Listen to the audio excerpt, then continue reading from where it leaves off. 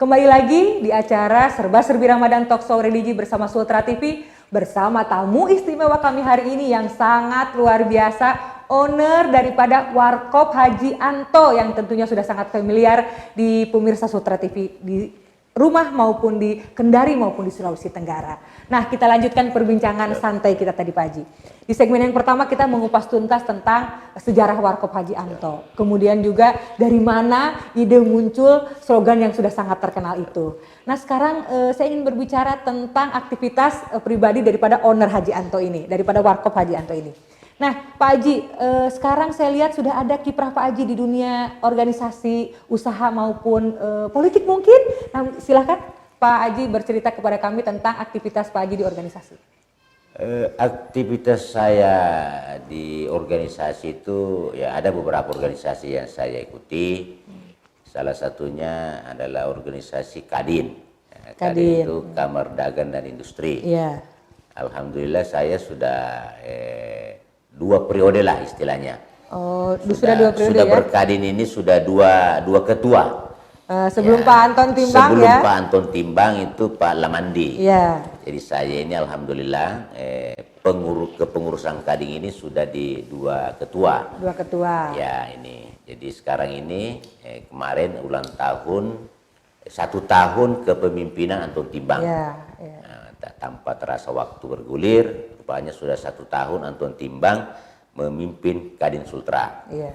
Ya, jadi saya sebagai pengurus Kadin yang lama di zaman Lamandi sudah bisa menarik kesimpulan atau bisa membandingkan kedua tokoh, tapi off the record ya, ya sama-sama punya kehebatan. Iya, orang kan punya masing-masing punya kelebihan dan kekurangan. Kelebihan masing-masing, ya. Tapi saya lihat ini Anton Timbang luar biasa. Masya Allah. Ya, artinya gerakannya ini, manuver-manuvernya. Gercep gitu ya, cepat. Gerakan cepat. Dan itu memberikan motivasi, memberikan tantangan buat pengurus Kadin. Iya. Karena saya lihat ada kolaborasi antara usia tua dan muda di dalam mengurus Kadin, di dalam menata organisasi Kadin. Ini yang sangat luar biasa di bawah leadership, di bawah kepemimpinan Anton Timbang. Iya. Ya saya juga ikut organisasi di KKSS, Kerukunan Keluarga Sulawesi Selatan. Iya. Ya saya juga salah seorang pengurus di provinsi. Oh di provinsi Pak Haji ya? Provinsi. Ya dari zaman ke zaman lah. Ya, karena saya juga sudah lama di Kota Kendari. Itu sejak tahun 76. Masya Allah, Ya, dari tahun 76 ya, Pak Haji ya? Jadi ya kalau sesepuh orang Sulawesi Selatan yang ada di Kendari ini, ya kalau bukan orang tua, sebaya mungkin anak. Mungkin nah, anak, jadi, iya. Ya, saya sudah luar biasa lama di Kota Kendari. Jadi berorganisasi di KKSS itu dari zaman sebelumnya itu Pak Sainal, mantan Sekda, sebelumnya lagi itu ada Pak Andi Samsul Bahri. Sebelumnya ada Karen Jalling, jadi dari masa ke masa. Bener-bener ya, udah dari zaman bahula banget ya Pak Haji ya? Dari zaman bahula banget, sudah alhamdulillah sampai hari ini, kemarin sudah terpilih lagi ketua KKSS yang baru. Ya, saya juga aktif di organisasi Arokap. Apa itu? Arokap itu adalah salah satu organisasi yang berkecimpung di bidang asosiasi rumah makan, warung kopi, restoran, karaoke, pub, dan refleksi. Ini organisasi baru Pak Haji? Baru. Nah, sebenarnya organisasi sudah lama, tapi baru saja dikukuhkan. Di Kota Kendari? Di Kota Kendari. Ya, jadi organisasi ini banyak bergerak di segmen hiburan, hiburan malam, ya, rumah makan, dan warung kopi. Ya, kenapa terhimpun dalam satu wadah itu, meskipun sebenarnya usaha-usaha itu kan sudah ada di Kadin. Iya. Ya, sudah ada di HIPMI. Iya. Tapi itulah itulah kreativitas pengusaha mau berkelompok yang lebih kecil, yang lebih spesifik. Usahanya supaya lebih spesifik ya. Lebih spesifik supaya nuansa bendera itu dikibarkan, bahwasanya ya usaha bisnis hiburan malam, tanda kutip, ya ini harus bersatu. menggandeng juga usaha refleksi, pub, ini. Alhamdulillah warung kopi juga digandeng. Warung kopi juga digandeng. Karena warung kopi belum punya organisasi tersendiri, jadi kami masih nebeng di Arokap. Ya, mestinya di Kota Kendari juga sudah ada satu asosiasi tersendiri yang berkecimpung di bidang usaha warung kopi. Tapi kami belum punya, makanya kami nebeng di bersatu di Arokap. Oh begitu. Ya. Tidak adakah keinginan Pak Haji untuk menjadi founder organisasi khusus warung kopi? Secara di Kota Kendari ini kan banyak sekali pelaku usaha warung kopi. Gitu, daripada nebeng ke Arokap yang mungkin segmennya berbeda, pub, warung kopi, kemudian ke Arokap itu kan lain gitu Pak Haji ya. Atau mungkin Pak Haji ada keinginan untuk membentuk sendiri? Sebenarnya ada keinginan dari teman-teman untuk bagaimana kami membentuk wadah organisasi khusus persatuan warung kopi. Tapi yang namanya ide tinggal ide, gagasan tinggal gagasan, aksinya itu yang belum ada. Ya ini, jadi organisasi itu tanpa dimotori, tanpa disemangati dari yang muda-muda, yang tua, itu kadang hanya gagasan semata. Ya kami diajak sama Arokap, ya kami dengan tanpa pikir ya bergabung karena memang kami belum punya wadah. Itu. Alhamdulillah mungkin nanti ke depan kami akan bentuk lebih spesifik lagi ya. Lebih spesifik lagi terkhusus warung kopi. Warung kopi, ya betul. Karena saya melihat itu tadi bahwa keberadaan warung kopi di Kota Kendari ini sangat banyak dan sepertinya sudah perlu wadah khusus untuk berkumpulnya para pengusaha warung-warung kopi yang ada di Kota Kendari. Nah, mudah-mudahan ke depan pemirsa Sutra TV, Bapak Haji Anto ini bisa menjadi motor penggerak organisasi khusus pengusaha-pengusaha warung kopi. Nah, Pak Haji, ketika tahun 2007 Pak Haji memulai usaha warung kopi itu kan Pak Haji sebutkan tadi belum ada warung kopi di Kota Kendari. Artinya pionir warung kopi itu ya sudah Haji Anto gitu. Nah, tetapi sekarang 2021 kita lihat di sepanjang sudut jalan itu ada warung kopi begitu. Apalagi milenial mungkin ya, warung kopi yang muncul sekarang ini settingnya itu setting yang lebih kekinian. Kalau saya lihat ya kan, setting kekinian tidak hanya desain interiornya, tapi juga mungkin menu-menunya juga menawarkan menu-menu yang berbeda dengan kopi tradisional atau menu-menu tradisional yang lain. Nah, bagaimana cara Pak Haji menghadapi tantangan di tengah munculnya warung-warung kopi kekinian ini gitu, untuk tetap ada di hati masyarakat gitu? Alhamdulillah, artinya saya selaku pengusaha warung kopi itu melihat tumbuhnya warung-warung kopi, baik warung kopi yang tradisional maupun warung kopi yang modern, ataupun warung kopi yang sifatnya itu kekinian. Ya, itu adalah petanda Kota Kendari ini sudah maju. Maju, betul. Nah itu karena bertumbuhnya pengusaha warung kopi itu tanda bahwasanya kota ini maju, berkembang. Saya selaku pengusaha warung kopi, ya pasti juga harus tidak boleh tinggal diam. Iya, pasti. Ya, melihat itu adalah saingan. Saingan, betul. Tetapi ya saingan-saingan itu saya rasa saingan yang positif ya. Positif. Karena kalau tidak ada saingan, kita juga ini tidak bisa maju. Iya. Dengan tumbuhnya warung kopi yang yang kekinian lah. Nah, saya juga tetap percaya diri dan eksis bahwasanya warung kopi Haji Anto itu rasanya kembali lagi ke rasa. Kembali ke rasa. Karena seorang penikmat atau pecandu kopi itu memang yang dikejar itu adalah testi, rasa. Ya, rasa. Bukan suasana, bukan desain interior, bukan. Yang dikejar itu rasa. Rasa itu kan ada kebutuhan.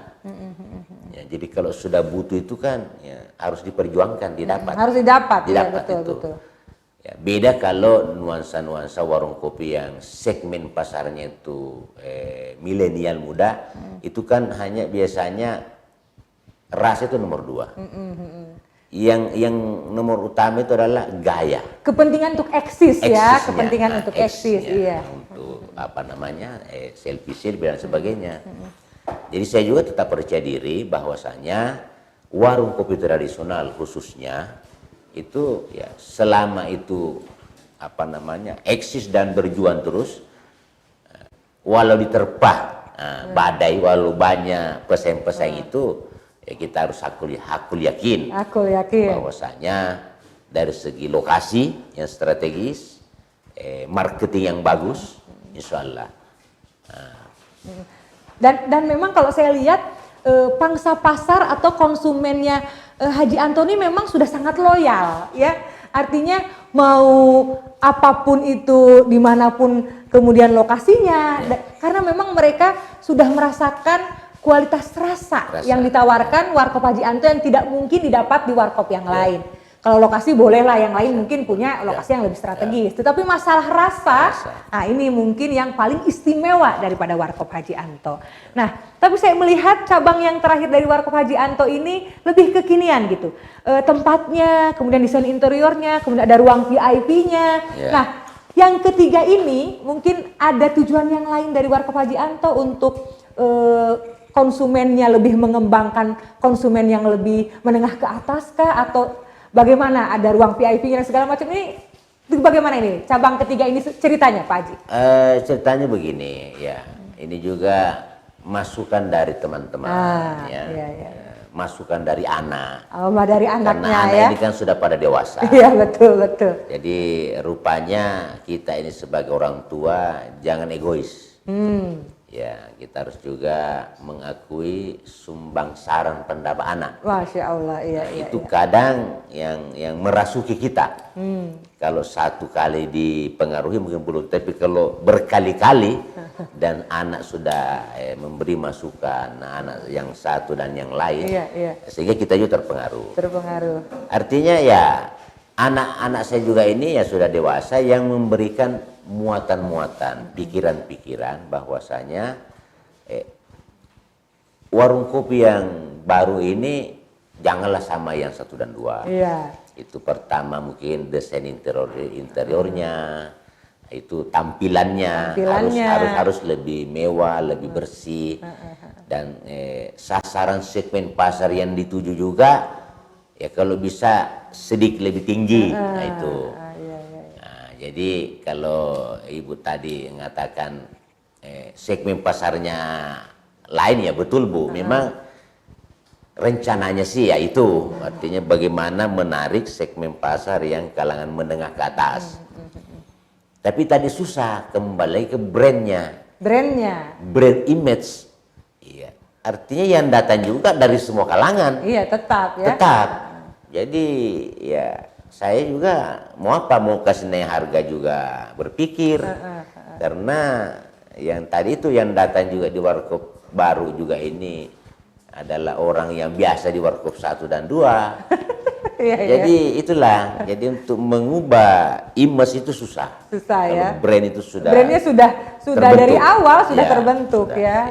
Luar biasa. Tetapi tentunya bagi pemirsa Sutar TV di rumah, cabang dari warkop Haji Anto yang ketiga ini menjadi alternatif pilihan ketika mungkin ingin mengadakan pertemuan-pertemuan dengan rekan-rekan kolega bisnisnya untuk lebih private, lebih khusus gitu ya, tanpa terganggu dengan tamu-tamu yang lainnya, maka jatuhnya pilihan ke warkop Haji Anto cabang yang ketiga. Nah, dari Pak Haji sendiri, ada nggak sih keinginan untuk membuka cabang di kota yang lain? Ini kan 3 cabang hanya di kota Kendari saja. Nah, sementara Sulawesi Tenggara ini sudah tahu loh tempat ngopi yang enak, punya rasa khas itu hanya di warkop Haji Anto. Ada 16 kabupaten kota menanti warkop Haji Anto untuk membuka cabangnya. Ada rencana Pak Haji? Sebenarnya rencana selalu ada. Ada. Selaku pengusaha itu kan selalu punya tantangan dan mau menangkap peluang. Iya, untuk ekspansi. Ekspansi. Tapi sebelum kita ekspansi kan banyak hal yang harus kita pikirkan. Pertama itu adalah bagaimana kita survei kabupaten itu. Ya, artinya jangan anggap remeh. Bisnis warung kopi juga ini kan memerlukan data yang valid. Contoh, mau buka di Konawe lah umpamanya, kita harus tahu berapa jumlah penduduknya, bagaimana karakter masyarakatnya, bagaimana daya belinya. Nah ini, semua itu juga kita perlu analisa. Atau contoh mau buka di Wakatobi sana, yang notabene daerah wisata. Ya, saya selaku pengusaha juga harus punya data, harus survei berapa jumlah penduduk Wakatobi. Kira-kira berapa persen yang mau minum kopi? Ya, jangan asal kena buka kabupaten jangan dulu. Ya, bisnis itu juga perlu data. Nah, data yang valid. Mungkin data kita ambil dari Dinas Perdagangan, mungkin dari bank. Nah, parameternya usaha itu kan dilihat bank. Di mana banyak bank, terutama bank swasta, itu kota itu pasti maju. Tapi kalau tidak ada bank swasta, waduh, kota itu ya itu belum ada kemajuan. Belum pas untuk dijadikan tempat kita berbisnis begitu ya? Belum pas ya, karena ya pengusaha itu kan harus juga berilmu. Ya harus. Ya. Jadi membuka usaha atau ekspansi usaha itu kan banyak pertimbangan. Pertama tadi itu jumlah penduduk, karakternya masyarakat, daya belinya, terus apa namanya ini kalau bahasa internetnya ya. Nah, itu juga harus dikuasai. PLN umpamanya. Kalau mati-mati lampu bagaimana? Bagaimana pengusaha mau nyaman? Kalau satu hari itu mati lampunya beberapa kali. Beberapa kali. Jadi itu semua harus kita ketahui. Jadi memang banyak sekali pemirsa Sutra TV di rumah pertimbangan seorang Haji Anto membuka cabang di kabupaten-kabupaten lain. Pelajarannya adalah ketika kita memang memutuskan untuk menjadi pengusaha dan punya usaha, untuk membuka cabang itu kita perlu fit and proper test dulu. Banyak hal yang perlu kita pertimbangkan. Karena menjadi pengusaha pun itu perlu ilmunya. Kalau tidak ada ilmunya kita buka usaha, kemudian hanya akan sia-sia cuman buka sebentar aja. Nah, ini Warkop Haji Anto dari 2007 sampai dengan 2022 Masya Allah sudah 3 cabang. Dengan omset yang sudah tidak perlu kita sebutkan lagi. Dan akan berlanjut kita di perbincangan di segmen yang ketiga dengan pertanyaan-pertanyaan yang lebih menarik lagi, tetap di Serba Serbi Ramadan Talkshow Religi bersama Sultra TV.